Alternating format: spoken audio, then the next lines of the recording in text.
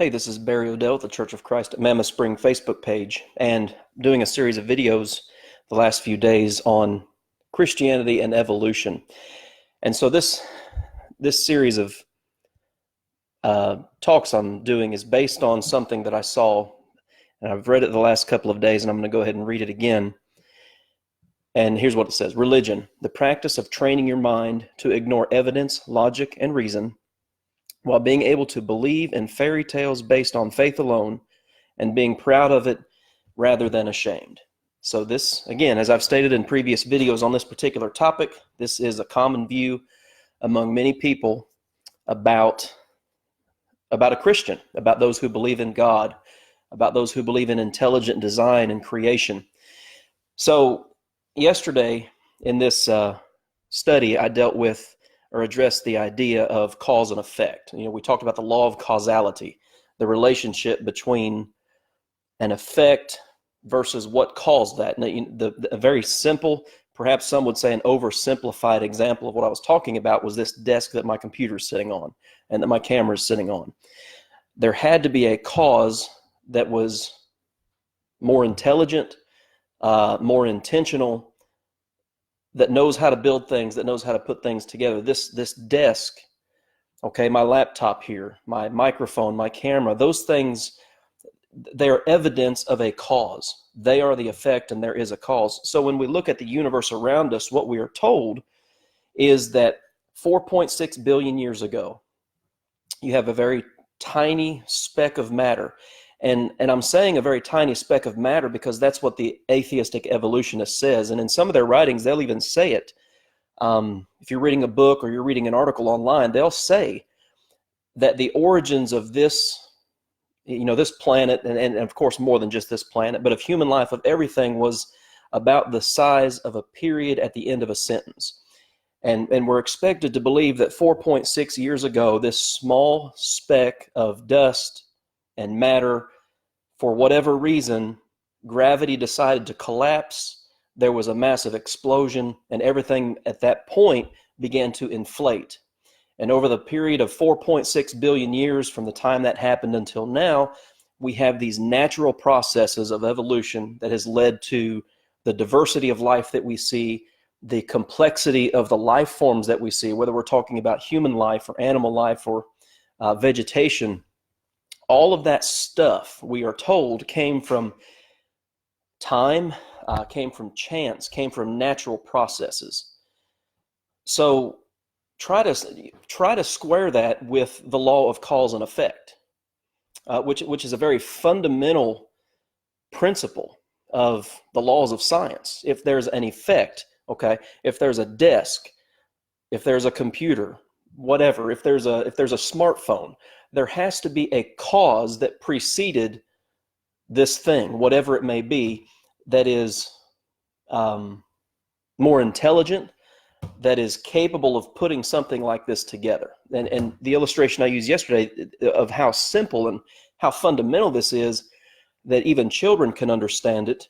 Like I said yesterday, you can go into your child's room and look at the wreck around you and say, who did this? And they understand, maybe without acknowledging it in very specific terms, they understand cause and effect. You have this messy room, the effect, it was caused by something or someone that was involved with the process. So again, that's a very fundamental and simplified law of science. So we as Christians are told, again, that we reject logic, reason, and evidence so that we can believe in fairy tales by faith alone. And I've said in a lot of these videos, there's not going to be a lot of Bible. I really believe that if you're talking with someone who, as I said yesterday, is either atheistic or agnostic or even skeptical, that you don't start with the Bible with that person.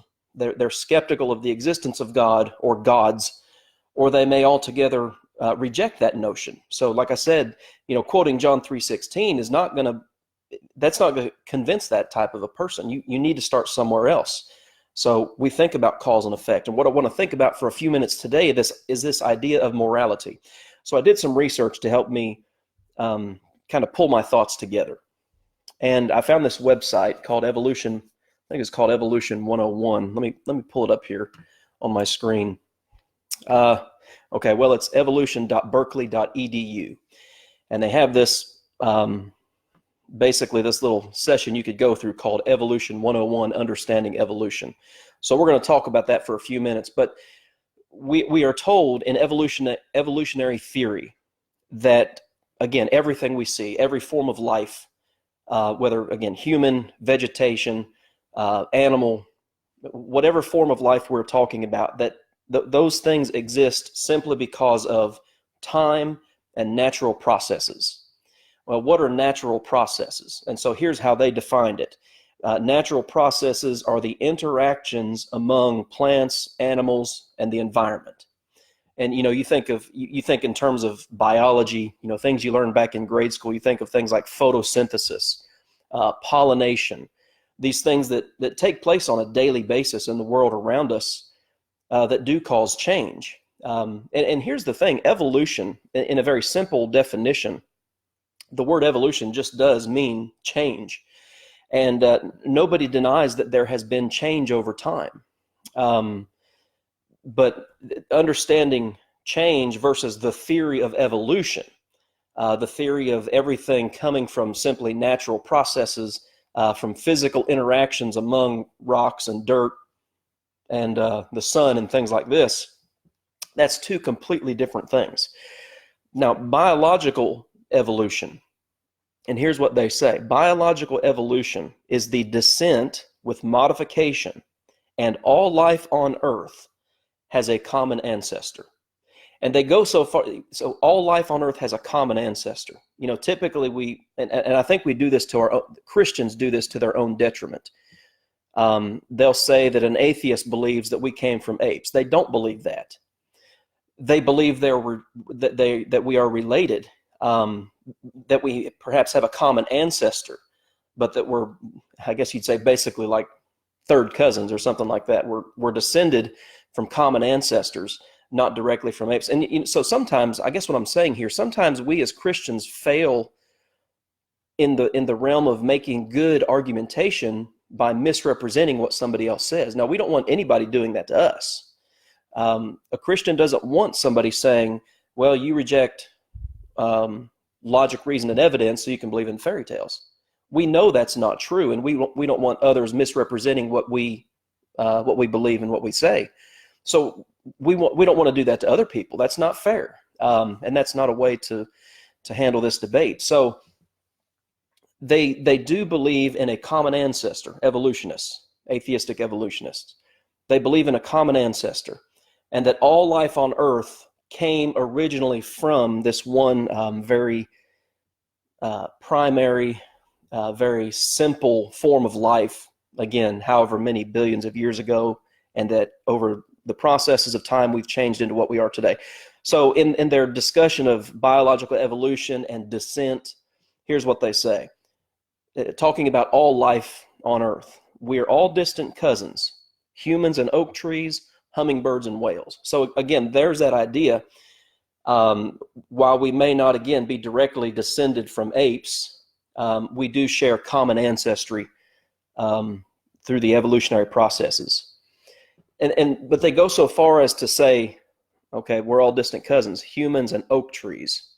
And then they say this: there's no scientific controversy about whether evolution occurred or whether it explains the history of life on Earth. No scientific controversy.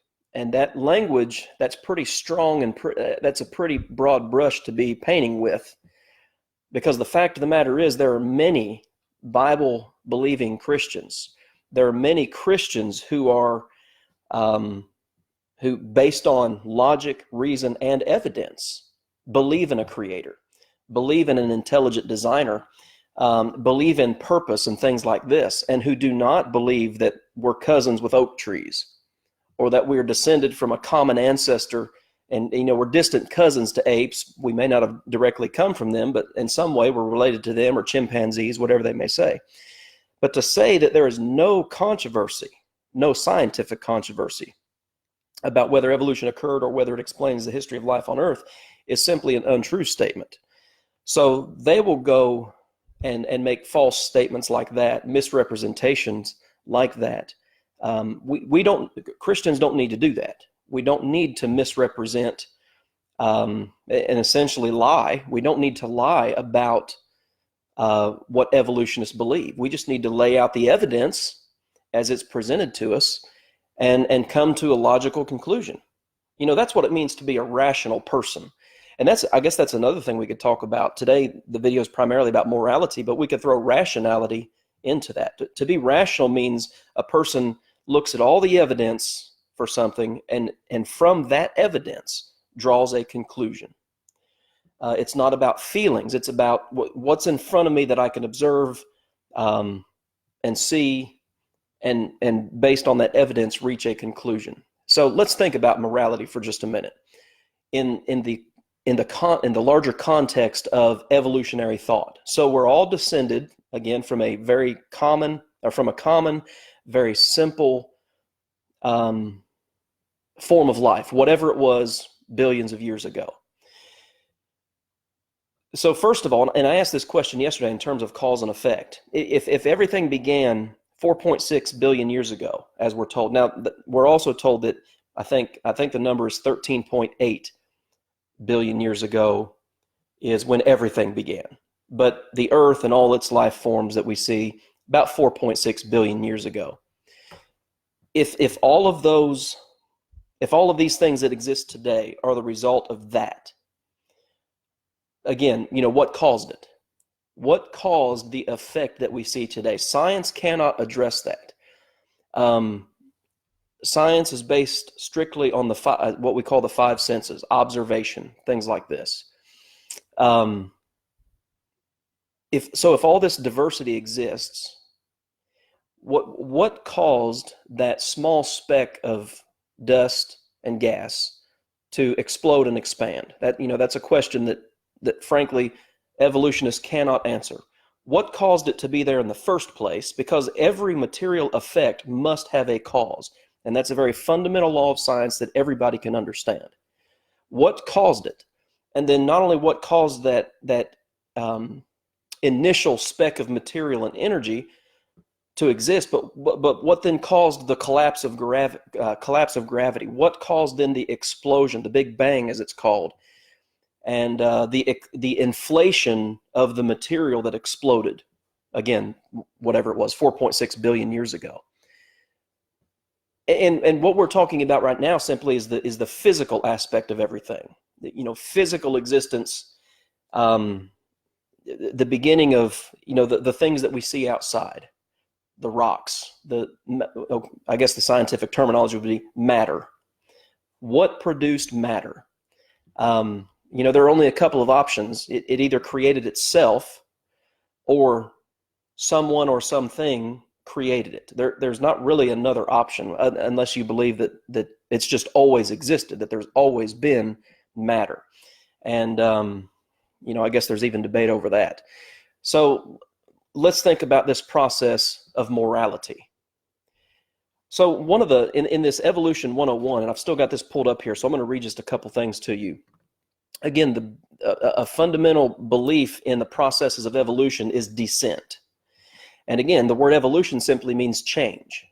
So you have to define your terms clearly. So one of the examples they use for evolution and modification, they use beetles. And so here are two, and they're showing the differences between a couple of things. They talk about, imagine a year or two of drought in which there are few plants that these beetles can eat.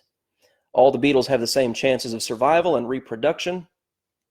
But because of food restrictions, the beetles in the population are a little smaller than the preceding generation, or the preceding generation of beetles. That can happen, and that's a thing that we do observe in nature, is changes, and we see adaptation. And Charles Darwin even observed that with the finches that he observed, some with one size and shape of beak, some with another. But the fact of the matter is, those birds were still birds, and these beetles are still beetles. While their environment may change and may impact them in some way, they're still beetles. So then they go on to say, well, what if these beetles change color? Most of the beetles in the population, say 90%, have the genes for bright green coloration, and a few of them, 10%, have a gene that makes them brown. Some number of generations later, things have changed. Brown beetles are more common than they used to be and make up 70% of the population. So they go from one number to another. And so they ask the question, which example illustrates descent with modification, a change in gene frequency over time? Well, obviously, it's the change in the coloration of the beetles. But here's the thing that I think a lot of times evolutionists either miss or fail to acknowledge. They don't change into something else. From that example, those beetles, while they may change in shape or in size or in color, what are they? They're not changing into some other species. They're not changing into some other kind of creature. They're still beetles. And I think that's one of the things that they miss. So all of that's the physical side of it. So let's focus on morality for the next few minutes of this video, and then we'll wrap it up. Hey, David, hope you're doing well today. I've got quite a few here on the live stream, and I appreciate all of you joining in. Feel free to share this. Feel free to add a comment or ask a question, and I'll address it either here or on the next one. So let's switch tracks here from strictly observing the physical things to the what the Christian would call the spiritual side of things, the non-material. Again, we're told that we ignore logic, reason, and evidence, and we believe in fairy tales based on faith alone.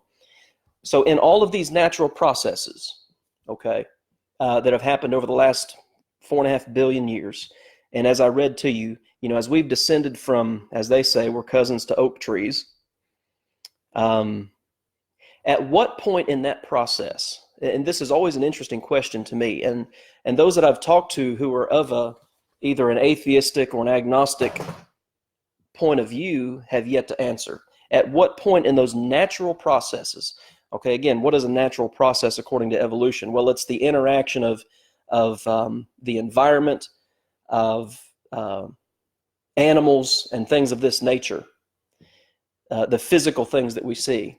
At what point in those natural processes did right and wrong spring into existence? And just for example, one of the things I think of in terms of discussion today, particularly in the realm of politics, we hear this phrase, you can't legislate morality. And I'm sure you've heard that. Well, the fact of the matter is morality is legislated constantly. Okay, just for instance, murder is against the law. Rape is against the law. Those are things that have been ruled on. They've been legislated. So you can't say that morality can't be legislated. And certainly morality, those two instances that I mentioned there, they cannot be the result of natural processes. Things like photosynthesis and things like pollination, decomposition, all of these different things. Morality doesn't come from those physical interactions of the environment. It has to come from somewhere else. If it is the case that humans are cousins to oak trees, as that Berkeley website said, we're all related and even cousins to oak trees. So at which point in the process of these natural processes did this sense of right and wrong come into existence? There has to be, and again, I guess really this goes back to the idea of cause and effect. The effect would be the laws of morality, of what we call right and wrong. What's the cause of that? Pollination? I mean, what is it? Erosion? What natural process caused us today to say you shouldn't take that life? What natural process caused us to say that a parent shouldn't abuse its child? That a man shouldn't force himself upon a woman? And the examples like that could go on and on. The fact of the matter is, those are not, those laws, if you want to use that term, those ideas are not and cannot be the product of natural processes.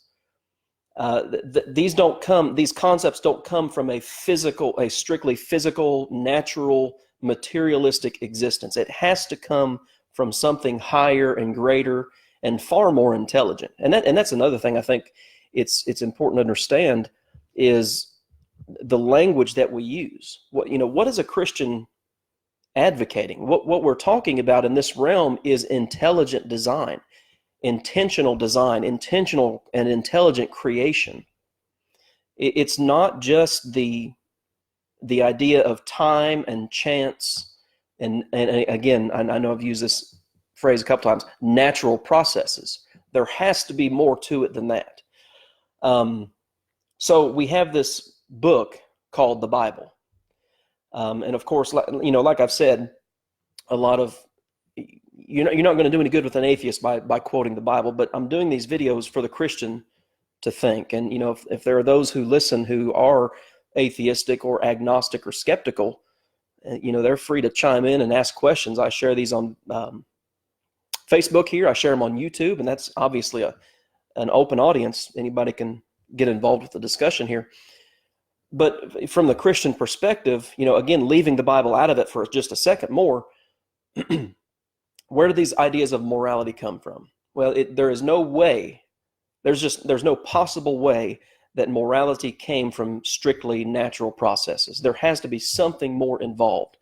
So just for instance, if you were to ask an atheist, is murder wrong? Is it wrong for you if you just decided to take it upon yourself one night to break into somebody's house and shoot somebody and take their belongings? Is that wrong? I'm going to say most of the time, even an atheist would say, yes, that's wrong. You shouldn't do that. So then the following question is, okay, so you're an atheist. Yes, you don't believe in God. Right. So at what point in your belief system of natural processes and evolution did that sense of I shouldn't break into that person's house and kill them and take their stuff, where did that pop in? Did that come into thinking while we were still evolving from oak trees? Did that line of thinking come in when we were dinosaurs or birds, fish? Where in the picture of evolution did morality come into existence? Now, obviously, for the Christian, it doesn't take you very long to open the Bible and find the first instance of murder when Cain murdered his brother out of jealousy.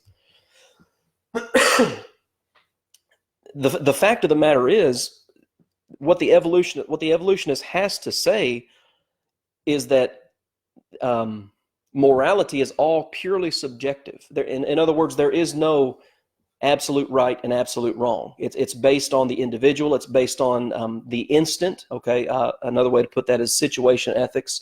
In other words, whatever situation you are in determines whether your action is right or wrong. There really is no other option for the atheistic evolutionist, because they certainly can't explain the beginnings of morality, the beginnings of, hey, I shouldn't do this or I should do this. I think maybe another example would be this concept of marriage, monogamous relationships. At what point in the evolutionary chain did this idea of finding one individual and staying with that person for life and bringing up a family and providing for a family, where did that come in? Now, they may pull an example from penguins or something like that, but that concept of a family and family unity and rearing children, that doesn't come from just strictly natural processes. There has to be something more to that. And I think another good example, and actually several examples, again, for the Christian in this discussion, while not quoting the Bible to an atheist or a skeptic, go to Exodus chapter 20, and you think about the 10 Commandments. Okay, don't murder, Exodus chapter 20 and verse 13. Again, you look at the animal kingdom, and there is no law of, hey, I shouldn't take that life. I shouldn't kill that animal. That animal's got children.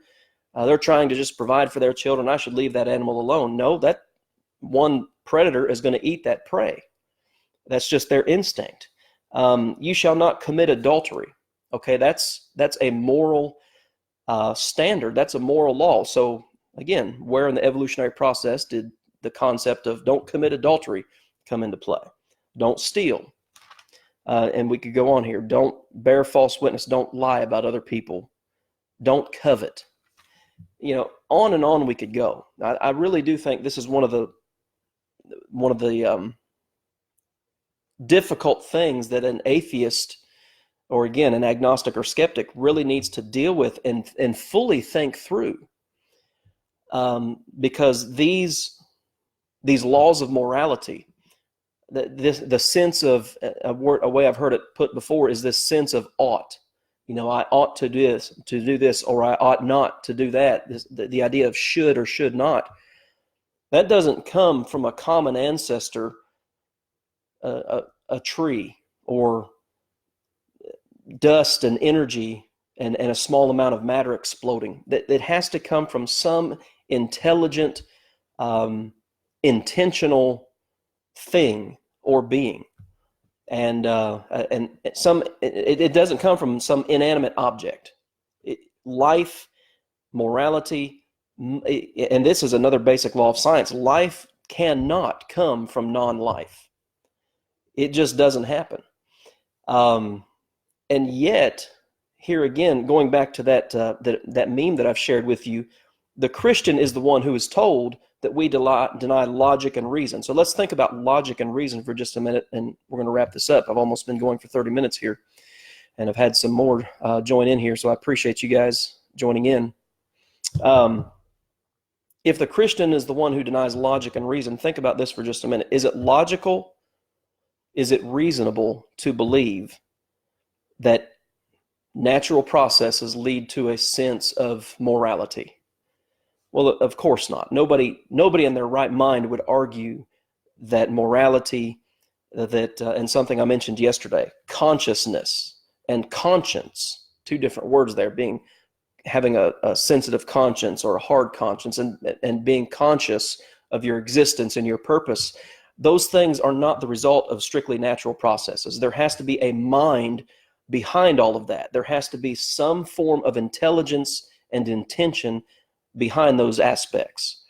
And that doesn't come from a single-celled organism that decided to crawl out of the water one day and develop lungs and start breathing. That's not the source of morality. So Christian evidences, I tell you, I think it's one of the most important things for a Christian to study, because there are so many things. Evolution is lacking in so many ways. And of course, they'll agree with that. An evolutionist will say, yes, there's a gap of knowledge, and we admit that, and that's why we do what we do and believe what we believe. We're always in a search for the answers, and sometimes our answers change over time, evolution.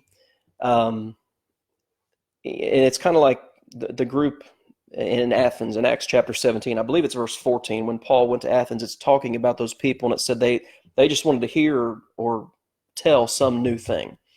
They weren't really interested in the truth. They just wanted to find something else out, almost a sense for their own entertainment. And oftentimes I think it's the case that there are those who are of the atheistic evolutionary belief system that are that way.